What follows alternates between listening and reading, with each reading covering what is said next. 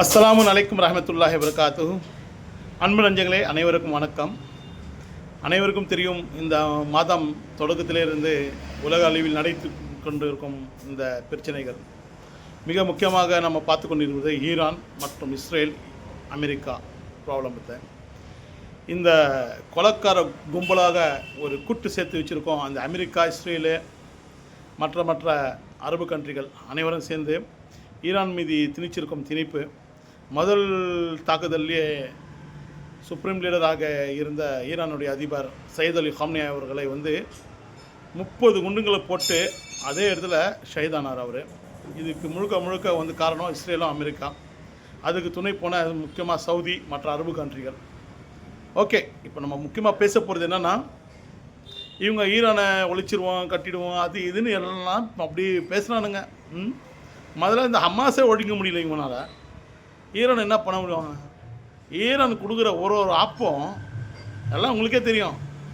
அலறாங்க அரபு கண்ட்ரிலாம். அதுதான் ஈரான் அப்பயே சொல்லியிருந்தான், டேய் அமெரிக்காவும் இஸ்ரேலும் அவங்கள வச்சு கேம் விளையாடுது, நம்ம ஒற்றுமை வேணும், ஒற்றுமையாக இருப்போம், நம்ம பார்த்துக்கலாம், நம்மளோட பலம் நம்மளுக்கு வேணும், நம்மளோட ஒற்றுமை தேவை எவ்வளவோ சொல்லிச்சு. கேட்கவே இல்லை இவனுங்க. இன்றைக்கி என்னடா நாய் கொலிக்கிற மாதிரி கொலிக்கிறானுங்க, புறம்போக்குங்க.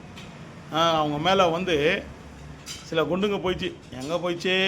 நிறைய பேர் நினச்சிட்டாங்க ஈரானுக்காரன் என்னடா இது, சவுதியும் துபாயையும் இந்த மாதிரி கத்தரையும் ரியாத்தில் அங்கே எங்கே அடிக்கிறானே அப்படின்ட்டு.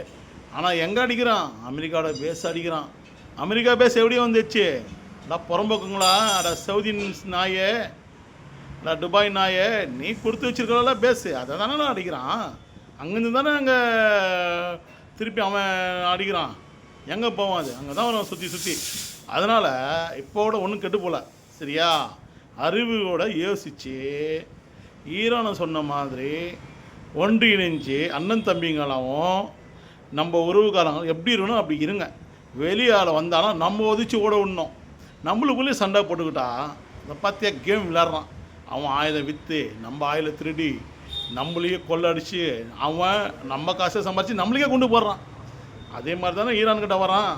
நீ அணுகுண்டு செய்யக்கூடாது, அதை போனால் இதை தடை போடுறான், அதை போடுறான். ஈரான் எவ்வளோ தடையை போட்டானுங்க. ஆனால் ஈரான் இன்னைக்கு பார்த்தியா வல்லரசு மாதிரி எப்படி கம்பீரமாக நிற்குது. முக்கியமான சுப்ரீம் லீடர் அவங்களே தூக்குனானுங்க இந்த புறம்போக்குங்க. ஆனால் என்ன பண்ணாங்க? ஒன்றும் பண்ண முடியல. இன்னும் ஆக்ரோஷம் அதிகமாகிடுச்சு, வெறி அதிகமாகிடுச்சு. என்ன பண்ண போகிறான்? சின்ன பின்ன ஆயிடுச்சு. இப்போது பாருங்கள், உலக அளவில் என்ன போகுது, எண்ணெய்க்கு நிறைய விஷயத்துக்கு கட்டுப்பாடு வரப்போகுது. எண்ணெய், கேஸு, இது போல் போக்குவரத்து ஒரு இடத்துல லாக் ஆச்சுன்னா எல்லாம் உலகம் முழுவதும் என்ன ஆகும்? லாக் ஆகும். ஏன்னா அந்த கப்பல் போகிற வழி இருக்கு இல்லையா, எந்த வழி? முக்கியமான தளம், கப்பல் போகிற தளம், உலகத்துக்கு 30% போகிற தளம் அது. அதாவது ஹெர்மோன்ஸ்னு வாங்க அந்த கடல் வழி. அந்த கடல் வழி யார் கண்ட்ரோலில் இருக்குன்னா ஈரான் கண்ட்ரோலில் இருக்கு. Okay, right. அடுத்தது நம்ம வருகின்ற காலத்துக்காக என்னென்ன தேவையோ நம்மளுக்கான சேவிங்ஸை பண்ணி வச்சுங்க. அது பெட்ரோலாக இருக்கட்டும், டீசலாக இருக்கட்டும், சாப்பாடு எண்ணெயாக இருக்கட்டும், எதுவாக இருந்தாலும் சேர்த்து வச்சுங்க. விலை பயங்கரம் உயரப்போகுது. தங்கத்து விலையெல்லாம் பார்த்துருப்பீங்க எப்படி உயருது. ஏன் வச்சுங்க, சரியா? ஆனால் முக்கியமாக எல்லோரும் துவா செய்யுங்க ஈரானுக்காக. ஏன்னா சிங்கமாக இருந்து இவனுங்க மாதிரி பண்ணி மாதிரி கூட்டமாக வரானுங்களே, என்ன மாதிரி ஆட்ட முடியுது அவங்களால? ஒன்றும் முடியாது. ஆனால் சிங்கமாக இருந்து சிங்களாக இருந்து அனைவருக்கும் ஒரு பாடம் கொடுக்குறான். பார்த்தீங்களா ஈரானு? எவ்வளோ அடி வாங்கினாலும் பதிலடி. எவ்வளோ பெரிய விஷயம் தெரியுமா? இவனுங்க சொல்கிறாங்க ஈரானை முடிச்சுடுவாங்கன்ட்டு. ஹமாஸே ஒன்றும் பிடுங்க முடியல, இங்கே என்னத்தை பிடுங்க போகிறானுங்க? ஒன்றுமே பிடுங்க முடியாது. பார்ப்போம். ஆனால் நம்ம துவா செய்வோம் அனைவரும் ஈரானுக்காக.